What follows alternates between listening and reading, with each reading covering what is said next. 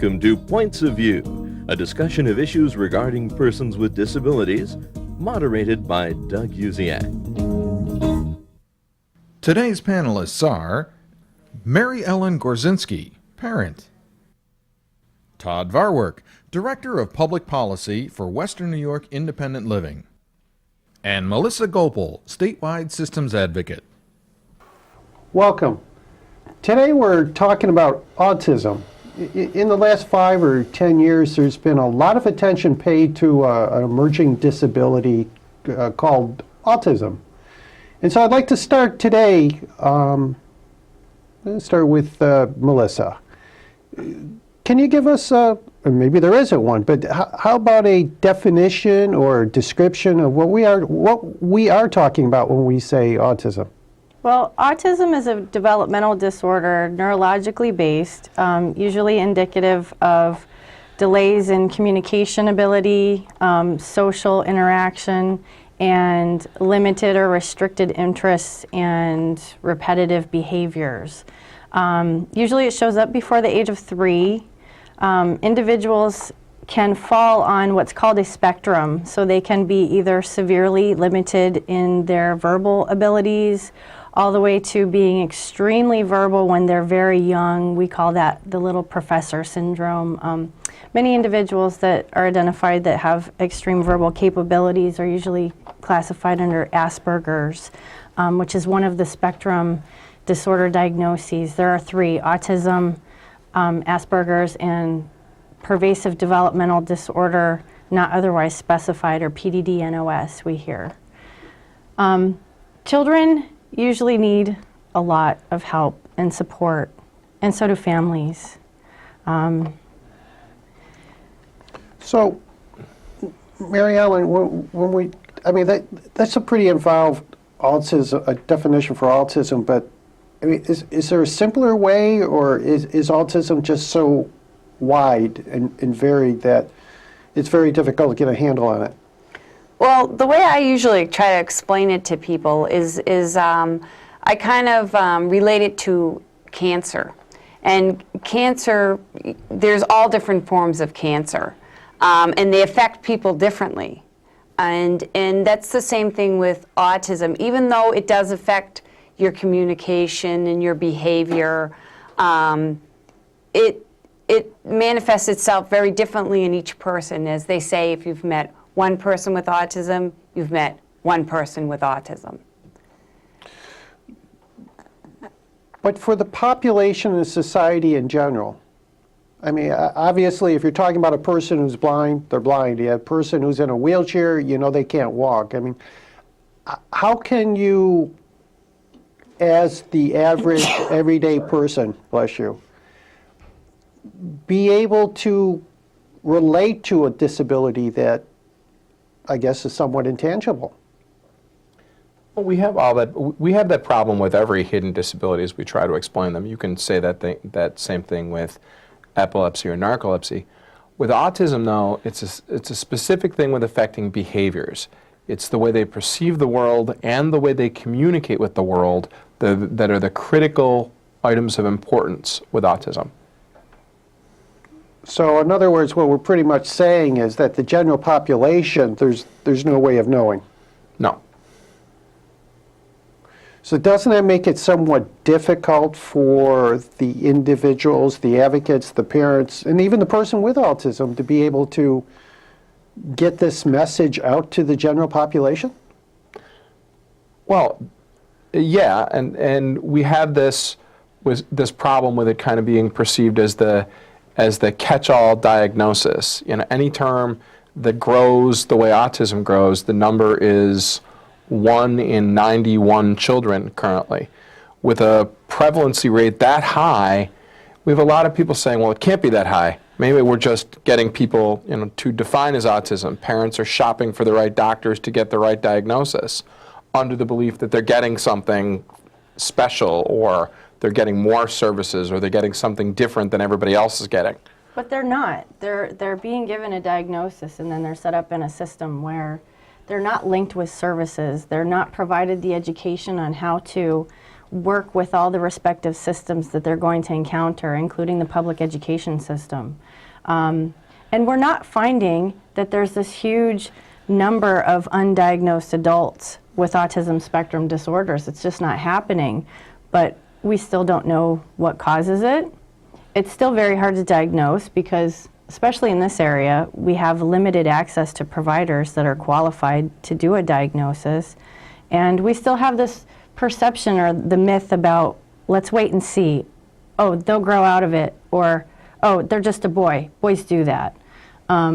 You know, and the discrepancy in it affecting boys 4-to-1 versus girls. There are girls with autism, but the boys seem to be more prevalent and obvious and seem to get diagnosed younger.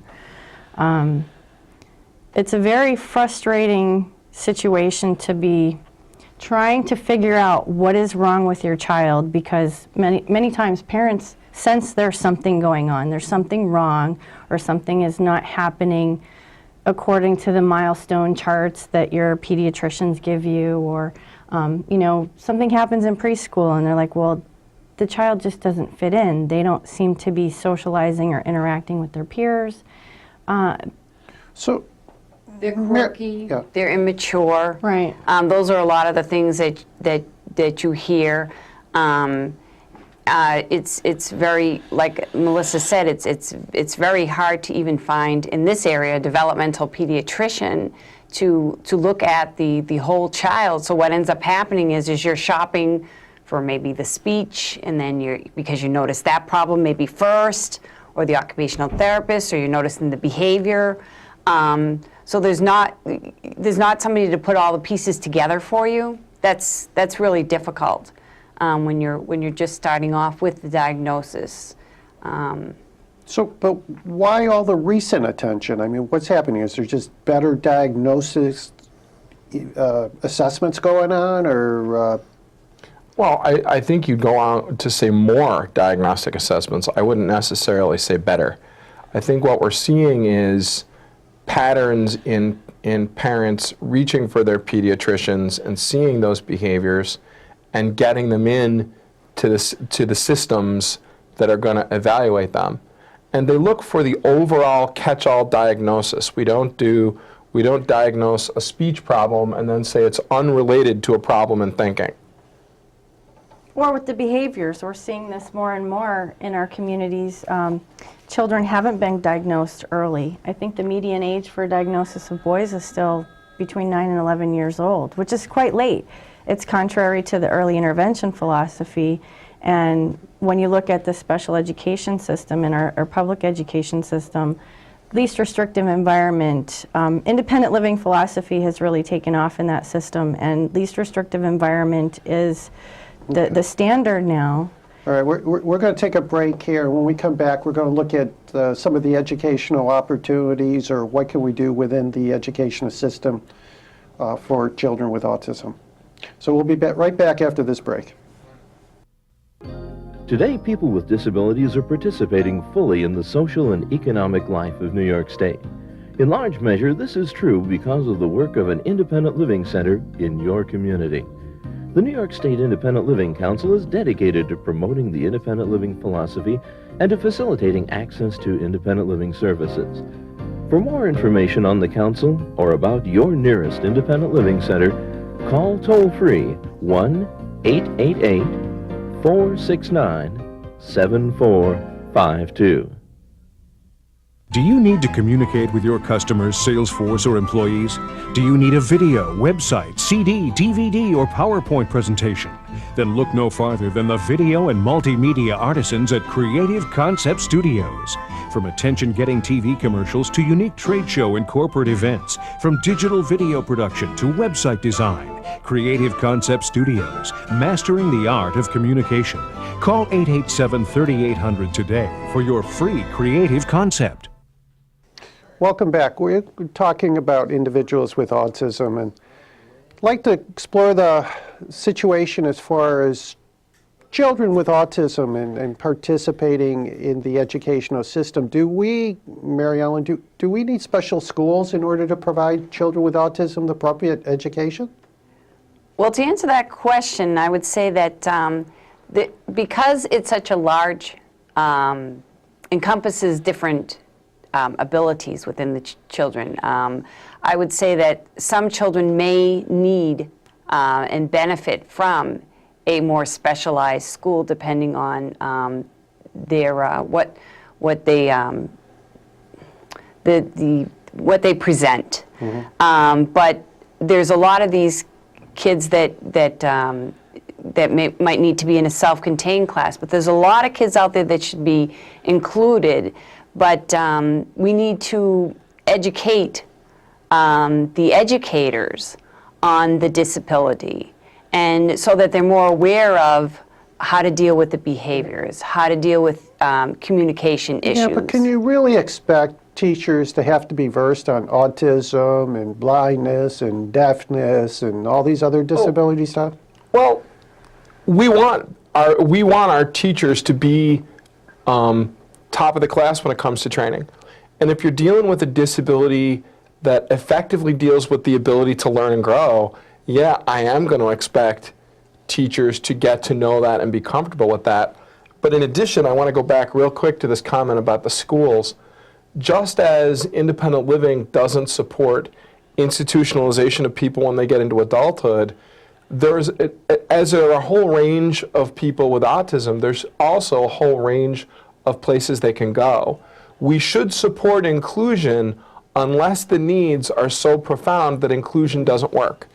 Because in the special schools and in the special classrooms, what we end up sometimes doing is reinforcing negative behaviors because it's the only model the children see. Right, and one thing that we've noticed in many individuals with autism is because of their level of need for being taught even some of the most basic, simplistic things about communication and socialization, they will end up modeling from their peers and not understanding the difference between what is appropriate behavior or what is considered unacceptable socially motivated behavior.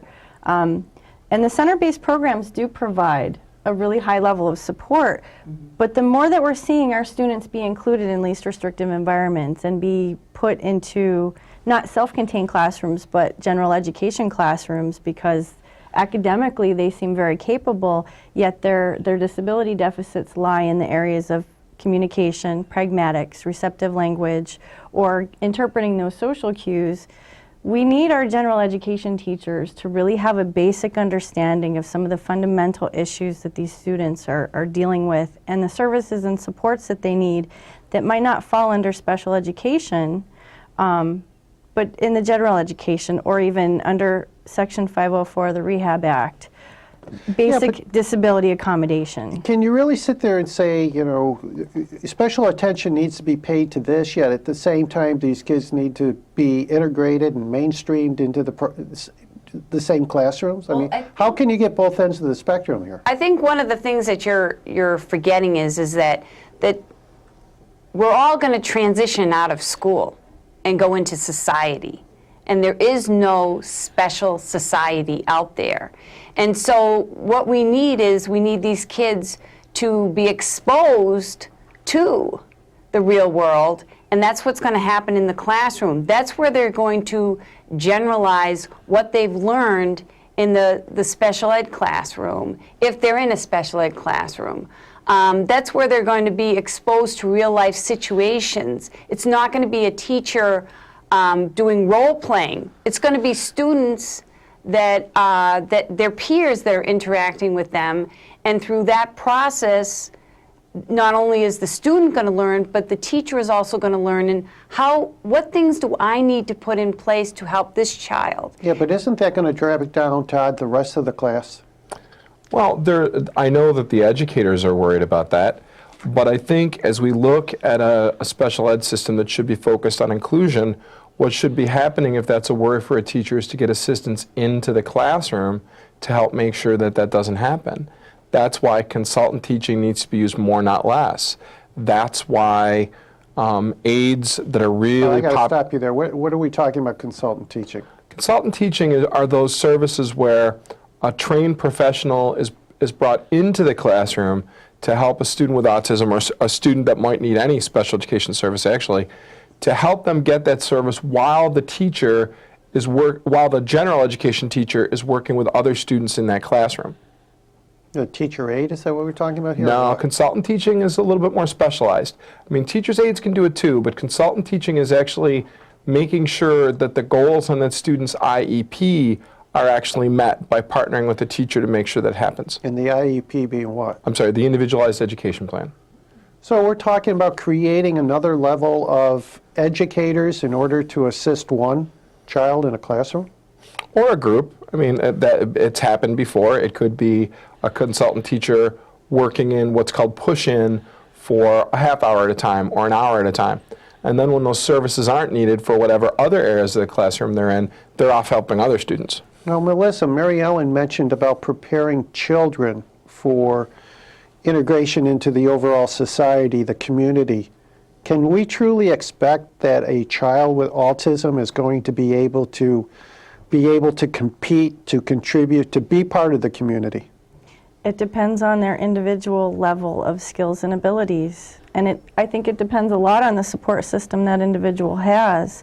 We've seen many individuals who were profoundly affected go on to be extremely successful and even be college professors because they had a support system that was created that capitalized on their skills and abilities, didn't focus on their inabilities. And you know, one very successful person we have to use as a role model is Dr. Temple Grandin. She was severely affected when she was younger, and she's gone on to, you know, earn PhDs. She's a college professor. She's very successful as a public speaker and has done, you know, international events. And Doug, when we talk about being successful in society, I mean, to a certain extent, that's the individual's right to determine. So if my definition of success is, you know, I've got a full-time job and I live in my own apartment, that's one thing. But you might have somebody with a goal of success that is radically different. And if they're able to meet that goal of success, then they are effectively participating. Okay. And we're going to take a break there, and when we come back, we're going to look at what are next steps, or what can the community, parents, be expected to do in order to assist individuals with autism. Be right back after this message. Today, people with disabilities are participating fully in the social and economic life of New York State.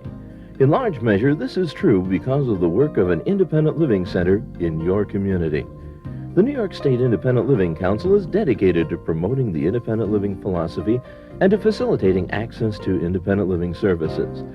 For more information on the council or about your nearest independent living center, call toll-free 1-888-469-7452. Do you need to communicate with your customers, sales force, or employees? Do you need a video, website, CD, DVD, or PowerPoint presentation? Then look no farther than the video and multimedia artisans at Creative Concept Studios. From attention-getting TV commercials to unique trade show and corporate events, from digital video production to website design, Creative Concept Studios, mastering the art of communication. Call 887-3800 today for your free creative concept. Welcome back. We're talking about individuals with autism, and we've talked about the definition and trying to wrap our hands around what autism is and some of the issues within the educational situation. But what's out there for the parents, family members? You know, what can we expect? Or what can we do to offer assistance for the family when they find themselves in a situation where a member of the family has autism? It's one of the biggest challenges we face, actually, because so many parents just aren't prepared for what it is they think they're going to face. And one of the critical things that we do as disability professionals is move that education process up, not only for the parents themselves, but for the systems that they're either going to intentionally or unintentionally come across. Not just the education system, but things like the child protection system. Because quite often, as the parent is trying to work out parenting skills to deal with a child's very specialized behaviors, this isn't understood by neighbors or school teachers or professionals, and then all of a sudden CPS is involved. And those are the people that we need to get in and start training about what the effect of that is and how to learn about that and how to be able to factor in the explanations of the parents when they're investigating. Mary Ellen, as a parent of children with autism, what did you see yourself needing, or what is it that you see that you need in order to continue to be a strong parent for your children? Well, one of the things is just the resources that are out there. It's limited. You know, if your child needs a child psychiatrist, there's not a lot of those individuals out there. Just your finding the resources medically, finding the resources professionally, finding people out there that can help you negotiate or navigate, I should say, the special ed education system that your child is involved in. And just with yourself, you get so deeply involved in it that you forget that you have to take care of yourself too. And that's a difficult thing to do when you're overwhelmed with a disability that even the experts can't even agree on. Yeah. And Melissa, as a community advocate, what do you see that the community at large needs in order to accept, to embrace, maybe to support families and individuals with autism? Well, I think the community would be much better off if they could take a non-judgmental position and look more for supporting families and trying to help them provide for their children in natural environments and surroundings. And, you know, Mary Ellen was correct in saying that, you know, there isn't a special society. When you get out into the big real world after the public education system, there isn't a lot out there for adults with autism. And, you know, dealing with CPS and many of the other service systems that you can experience, the lack of understanding about how families cope with the challenges presented. I mean, April is Autism Awareness Month, and it's a huge deal. And, you know, families have banded together to get legislation passed because families go bankrupt in trying to pay for treatments for their children out of pocket because insurance will refuse to cover it. And, you know, it's for the family, it's socially isolating just as it is for the child, because when a family's extended family doesn't understand that it's not a lack of parenting or a lack of discipline applied by the parents, that it is an actual disability with you know, many and varied symptoms of that disability. You know, families lose all of their natural family support from the extended network because we hear it all the time. Oh, you just need to tell that child no. And that's not how it should be looked at. It should be looked at as, we need to teach this child actually how to ask for what they need. Instead of banging their head on the floor, they need to be given the skills to be able to communicate their frustration and their needs and their wants and their desires. So Todd, are you saying that there's an overall need for just public education about this disability? Well, it's going to start with education, not just about the disability, but about the different ways that people advocate within it. You know, the important things with parents about being able to get respite and being able to recognize that the disability world isn't meant to be all pervasive. The different ways that employers and business owners and members of the community can reasonably accommodate not only people with disabilities, but those people that are associated with them as the law requires. Working with those systems, the CPS system, the police, the governmental entities, so that they understand that autism is a serious and pervasive disability. This isn't just a name we gave to something because these particular children are difficult and we don't know what to do about them. So, Mary Ellen, would you agree with what our advocates are saying, that there is an approach, but there's, you know, that understanding that has to come before, say, a medical or some Well, type of genetic solution?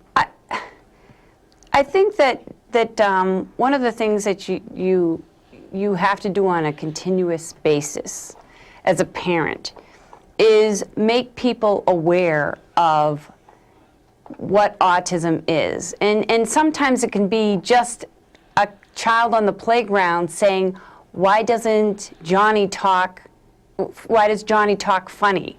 Why is Johnny over there? And you know, with a child, you can give a very simple explanation. I find children are very accepting. They're just curious. And then there's adults where I'm constantly educating, whether it's my pediatrician on, you know, the latest workshop that's out there, so that maybe they'll tell another parent that they come across.